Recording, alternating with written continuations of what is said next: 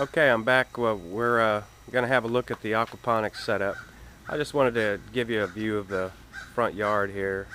Uh, this time of year, we're getting back from, this is mid-September, we're getting back from some of our winter kill-off, because we've had a couple of years of freezing temperatures here in North Florida that have really devastated a lot of our plants.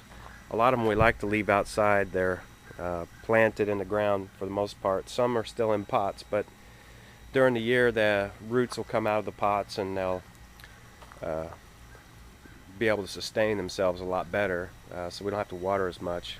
And we've been in a drought, a really bad drought, so this time of year we're starting to get some rain, and we didn't get any storms like we would normally get, but we've been able to bring back a lot of the greenery, especially from some of the stuff that's planted in the ground. And for the next couple of months it'll look good, but it takes all year to get to this point. So anyway, that's just a little snapshot of the front. This is some jasmine I've got growing here, night blooming jasmine, which gets killed back every year and it keeps coming back. On the outside now you can see that I've got this end of my greenhouse covered, where I used to just have the other end, and the middle is open. That's to protect our aquaponics setup from getting too much rainwater brought in. From here at my greenhouse you can actually see my my outhouse, which is actually a shelter. Doesn't look like much from here, but underground there's an 8x8x8 shelter, which is another video. So here we've got our aquaponics set up.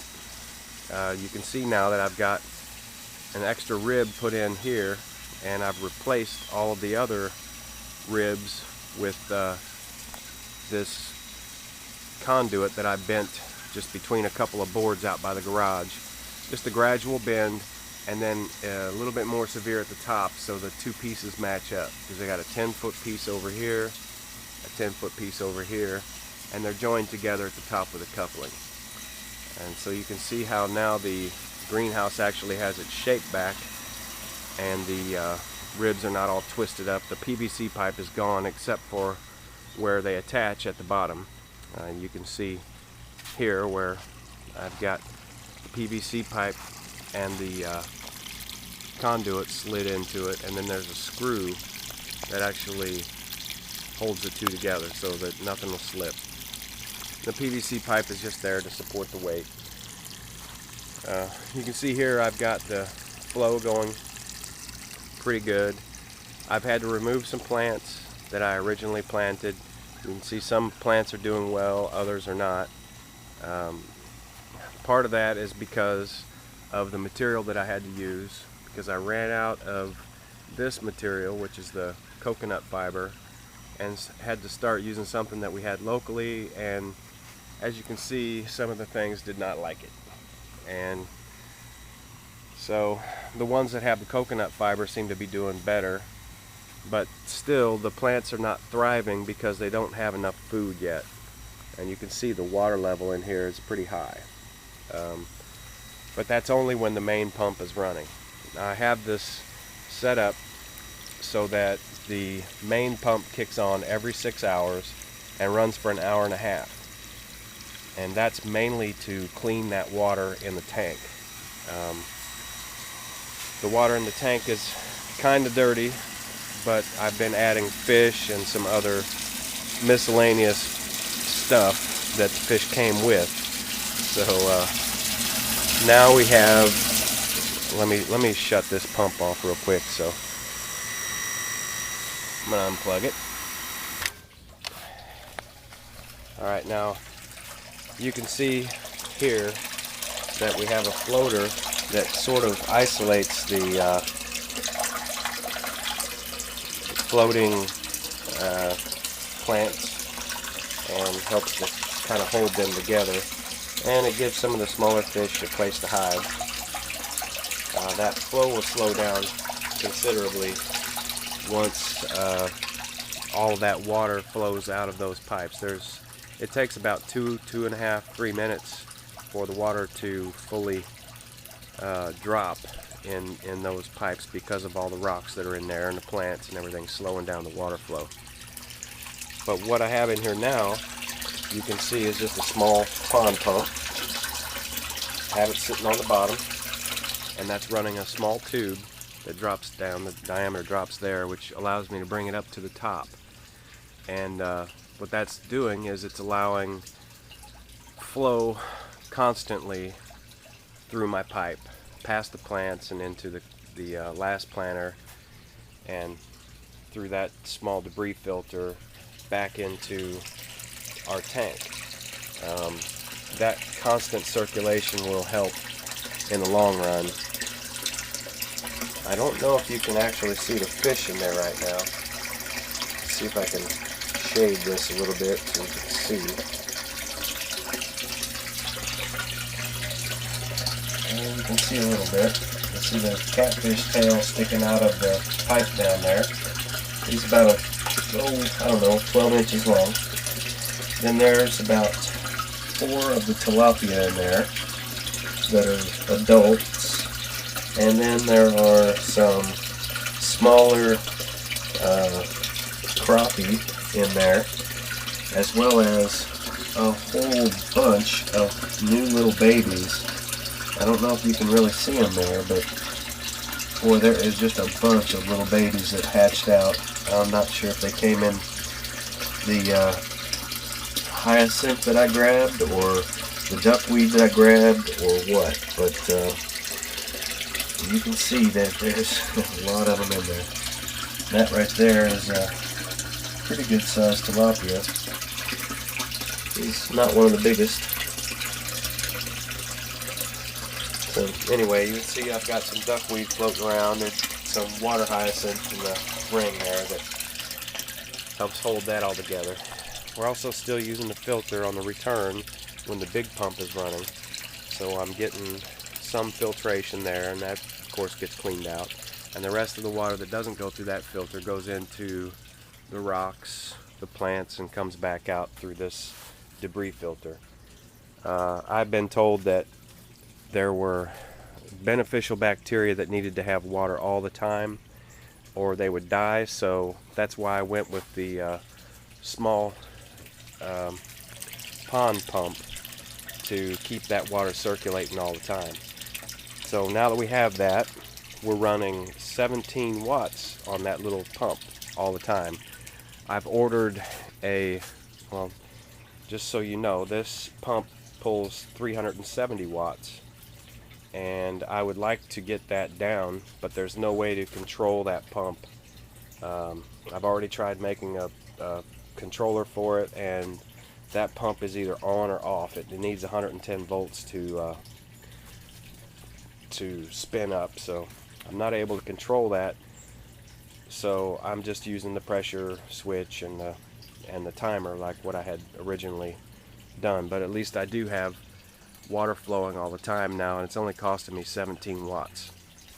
I've ordered a new pump that's going to drop in here and replace this pump, and the flow rate is a little bit better, and it pulls 12 watts, and that's going to allow me to run a solar panel out here in the front, which you can see right up on the hill. I get full sunlight for most of the day up there,